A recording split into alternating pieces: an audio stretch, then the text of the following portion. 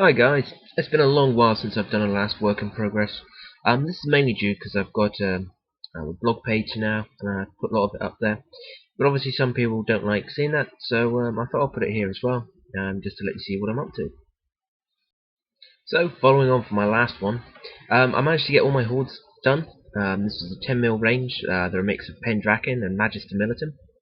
And yeah, I was really happy how it turned out. I haven't got a photo of the road here, but you've seen it before in my previous work in progress. And yeah, turned out really well, and well pleased with that. The resin casting went well in the buildings and that. It's something I think you should have a go at if you get the chance. It's good fun. I bought all my stuff from a company called Easy Composites, and I just brought a starter kit. It came with some rubber silicone and some basic resin, and went from there. But yeah, I might do a video at some point if I try some more casting and that, just so you can see what it's like. But the buildings and that are nice and solid, so there's nothing complicated there, and it was good fun to do. So on the Dark Age front, this is what I've been working on. My Anglo-Saxons.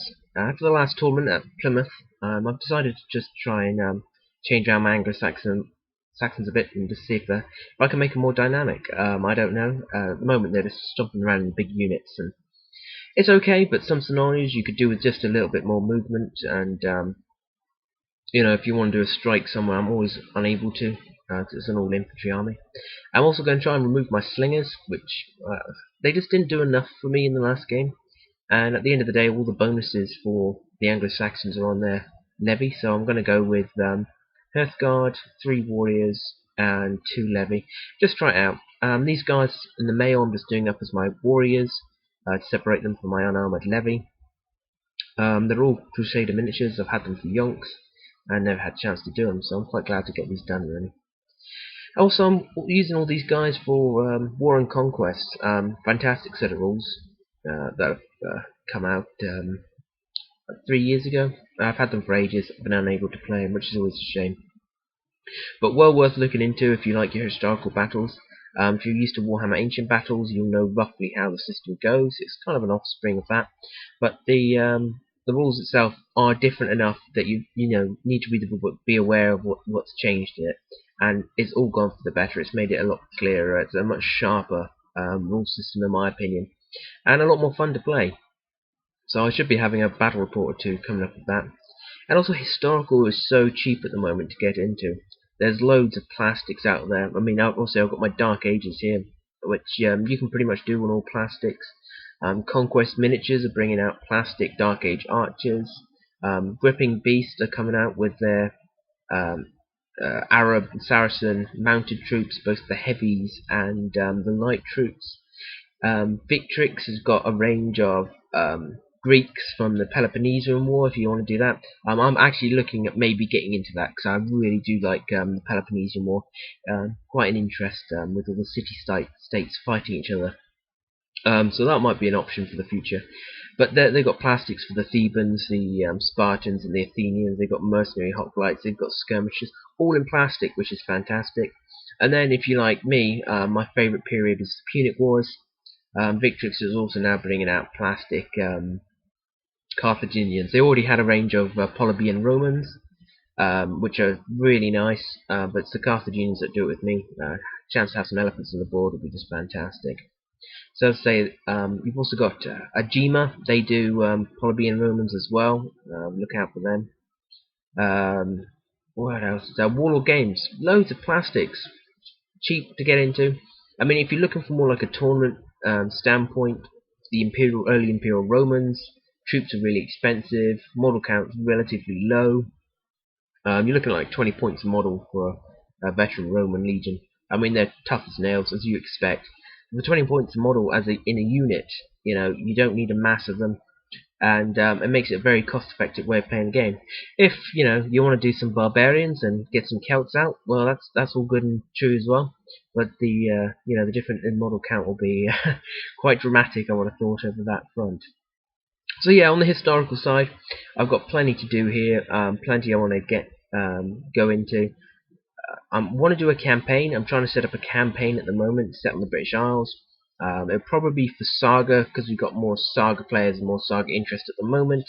And then I want to do, if I can get round to doing it, a full European Mediterranean campaign set, a bit like a Rome Total War, and it'll be diplomacy and influence to gain territories plus your armies. It should be all good fun, and we'll have to see how it goes. And then we have my World War II. I've played Bolt Action. I've been playing it for a while.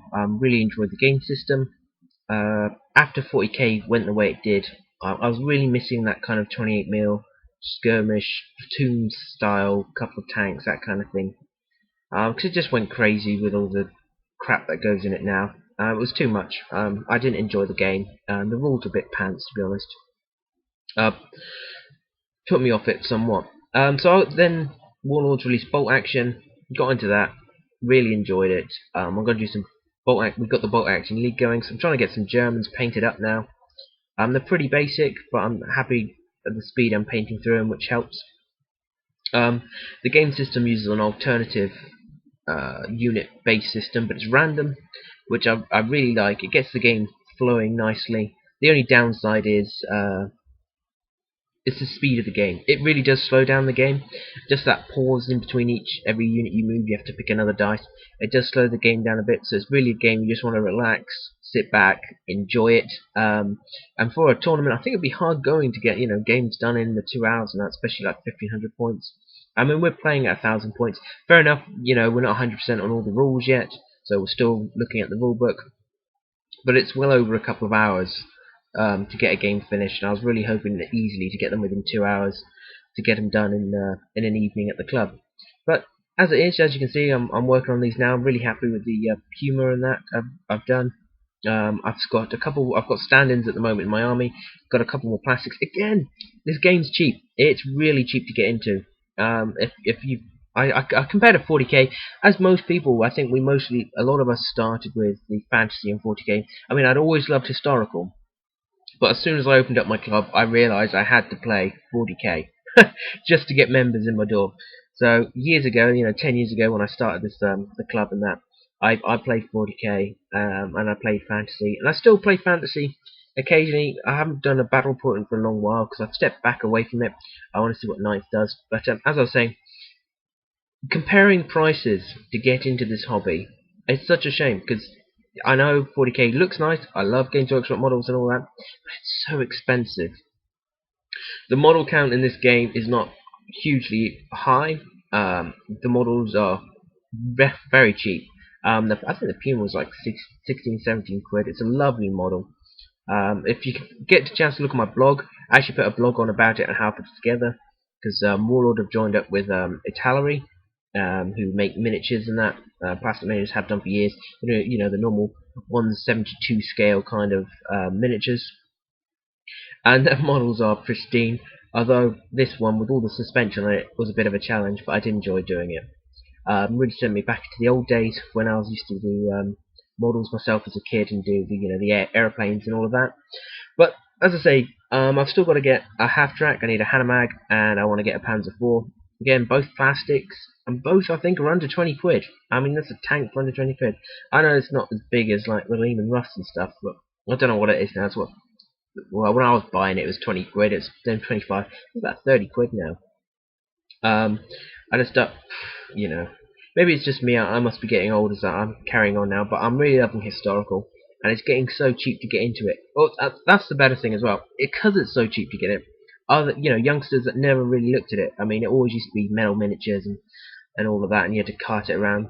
The plastics have made it so affordable that the youngsters are trying it out now, which I really love. I'm always pushing historical down at my club because there's so many more games out there. A lot of the young players tend to stick with the old Warhammer range of games with the big shiny lasers and stuff. But nowadays, getting into historicals easier than it was. I think it's even easier than getting into 40k. The only downside is obviously you don't have all the game stores set up as Games Workshop does to draw people in. But slowly, I think the historicals are really getting there. Got a nice set of rules. I know Bolt Action, Warlord Games released something like the Gates of Antares or something, which is their fantasy thing. I love the idea of it because when I played Bolt Action, I thought this would be fantastic. This is what 40k should have been this scale of skirmish, and it had have this feel.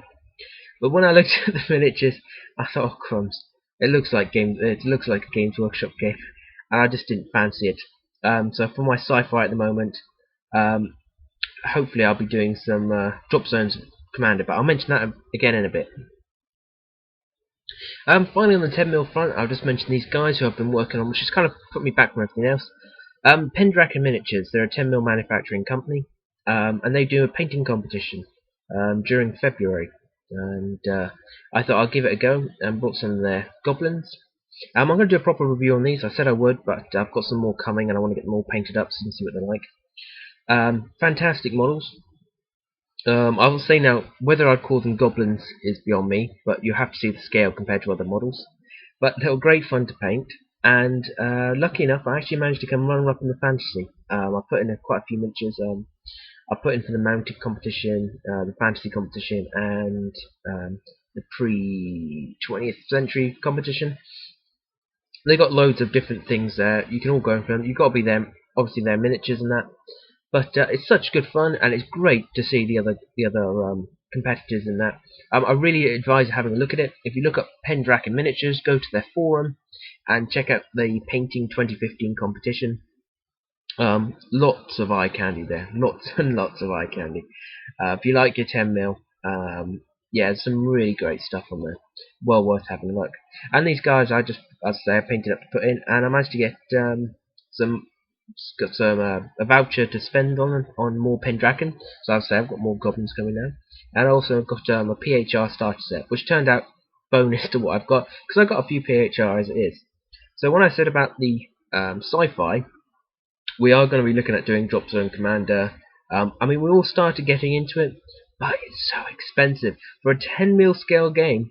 Their miniatures seem ridiculous for price. You know, it's extremely expensive. They've brought out plastic starter sets now, which does help in the long run.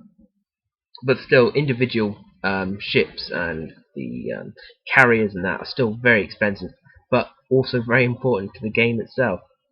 So I'll bring up some battle reports of them when we start that in the future. I'm going to get my guys painted up a bit first. Continue with my bolt action. I'll have to get my full 1,000 points painted, and we'll see how it goes from there. So thanks for watching, guys. Mainly listening. If you watch my blog often enough, you've seen most of this. But you also get the bonus of my sensual voice over the top of the pictures, which I think makes it all worthwhile, don't you? So hopefully I'll do another one of these. As I say, my blog is where I mostly put up these pictures, so you can see what I'm doing as I'm going. But I might do this more often. I'll just take a clump of the pictures that I've done, and you get to see what I'm doing and probably what I'm thinking about it as well. So yeah, hopefully you enjoyed this. It's a bit of a bizarre one, I know, these work in progress ones, but it might be some good to you. Alright guys, thanks for watching. Thou Atlas.